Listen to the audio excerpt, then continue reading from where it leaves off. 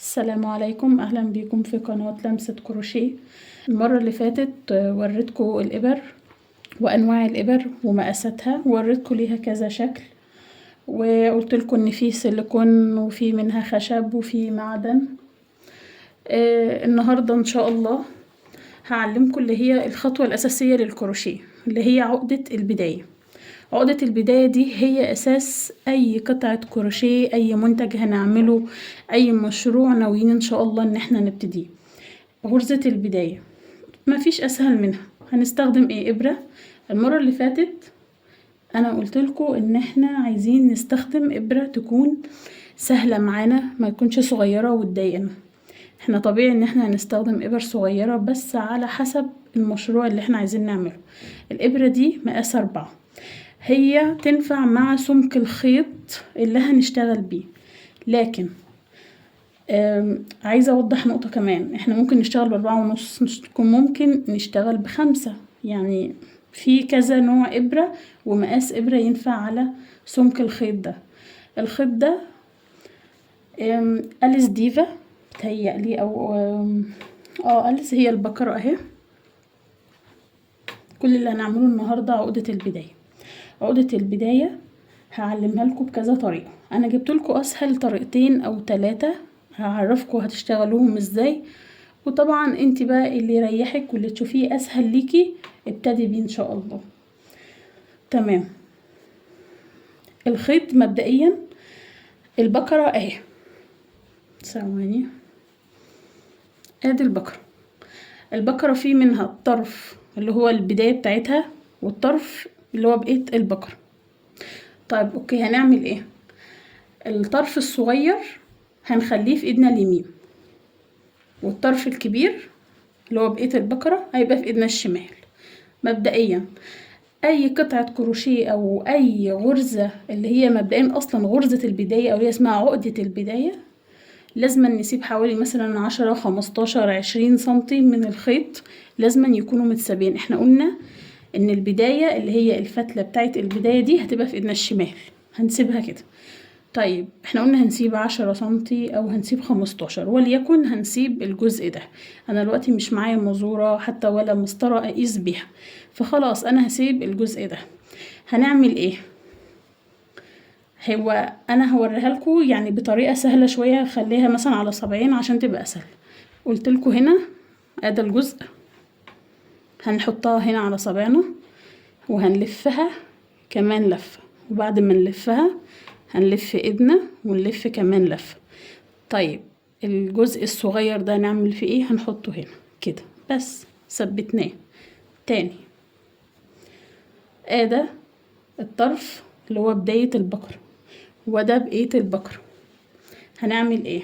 هنحط صابعين كده او صابع اللي حسب ما انت ترتاحي اعمليها، او 3 حسب برضو اللي يريحك. قلنا هنسيب 10 سنتي او 15 سنتي. هنعمل ايه؟ هنحط كده، لفيناها اهي، ورجعت كمان لفيت كمان لفة، يعني انا دلوقتي على صابعيني لفتين. طب ودي هنسيبها هنعمل بيها ايه؟ بس هنثبتها بس، مجرد تثبيت. طب احنا هنعمل ايه بدول؟ هنحط الابرة كده كده ونشدها كده اهي، هنطلعها من النص ونعمل كده. اتشدت هنمسك الطرفين ونعمل كده تاني.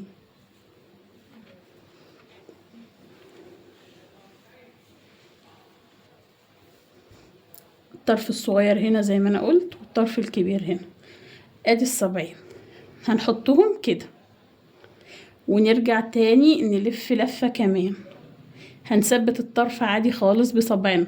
طيب انا مش عارفة امسكها بالابرة او انا مانيش عادي خالص، بنجيب دي ونعملها كده، ولما بنرجع دي لورا بيتبقى دي قدام بنشدها، بنطلع صوابعنا اهي.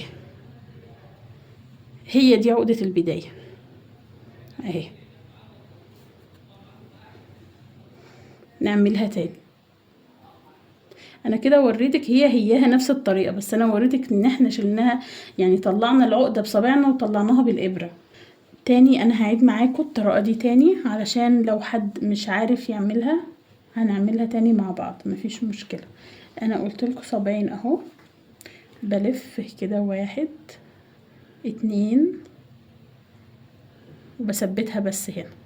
خلاص انا مجرد ما ثبتها هنا هجيب الابرة واخش في النص بس واشيل اللي هو ايه اللي ورا اهو. تمام كده اهي. كده دي عقدة البداية.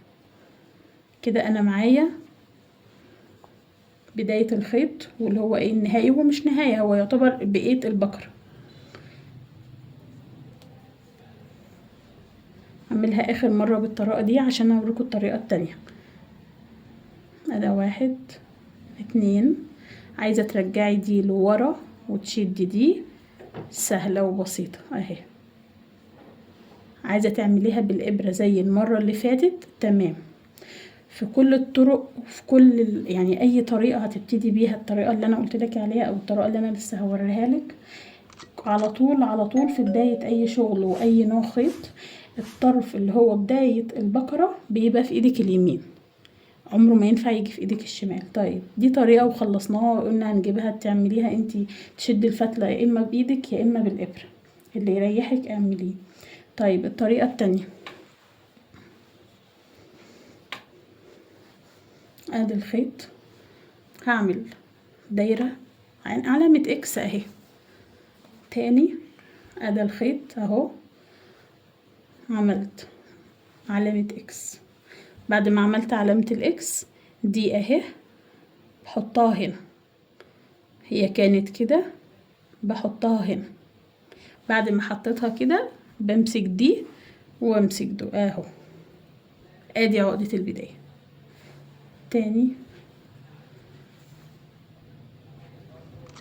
ادي الخيط هعمل علامة اكس كده، هجيب الدايرة اللي اتكونت احطها هنا واقوم ماسكة اللي هو يعني اهو اهو كده عقدة البداية.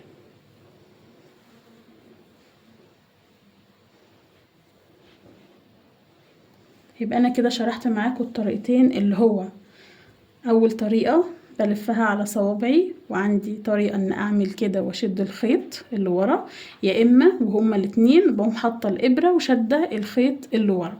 الطريقة التانية ان انا بحط الخيط قدامي كده واعمل علامة اكس، والدايرة اللي طلعت بحطها هنا على الخيط واشد الفتلة كده. دي عقدة البداية. عقدة البداية دي هي اساس المشروع اللي هتعمليه، وهو هيبقى اساس اي حاجة. بالنسبة للخيط اللي معايا، خيط زي ما قلت في اول الفيديو هو أليس، بيتعمل منه طواقي، بيتعمل منه كوفيات، بيتعمل منه لبس شتوي برضو لان الخيط ده شتوي. وفي كل فيديو ان شاء الله اي حاجة احنا بنعملها هوضح نوع الخيط ايه، واللي حابب يعرف بيجي منين تمام هقوله في الكومنتات، يبقى يقول سؤاله وانا اقول بيجي منين وكده. في كل فيديو هوضح نوع طبعا الابر، استخدمنا ابر مقاساتها ايه، استخدمنا ايه بالظبط في المشروع اللي هنعمله. وطبعا يعني المرة اللي فاتت وانا بوضح لكم المقاسات بتاعة الابر وضحت لكم كذا حاجة، يعني المقاسات كتير منها.